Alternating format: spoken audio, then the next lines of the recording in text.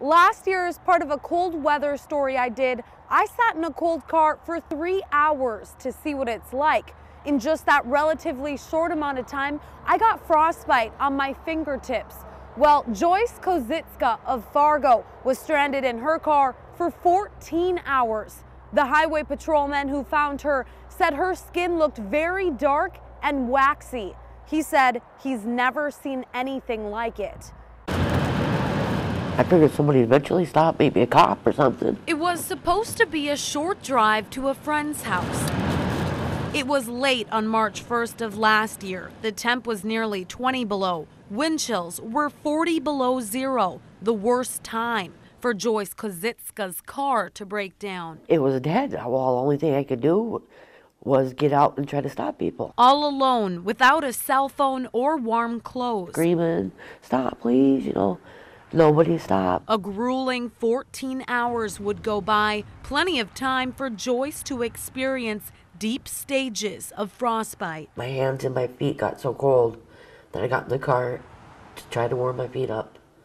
And that's the last thing I remember. Joyce would eventually fall asleep. It wasn't until a semi-driver noticed her and called 911. Highway Patrol would say later she was barely alive, about frozen to death.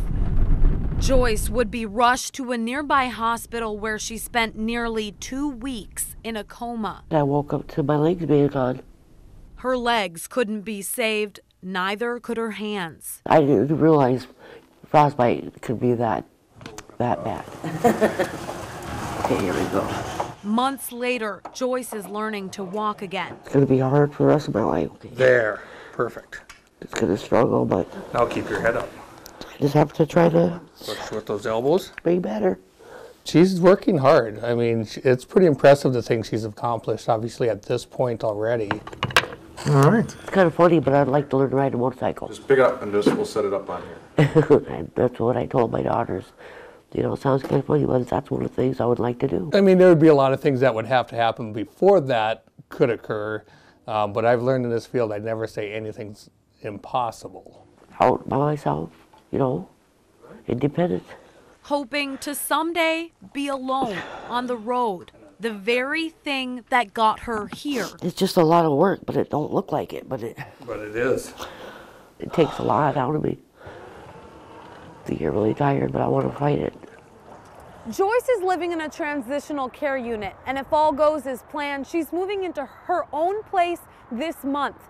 You can imagine how much all of this is costing her.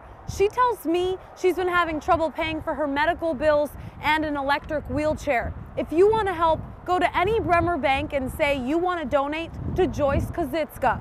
Nicole Johnson, Valley News Live.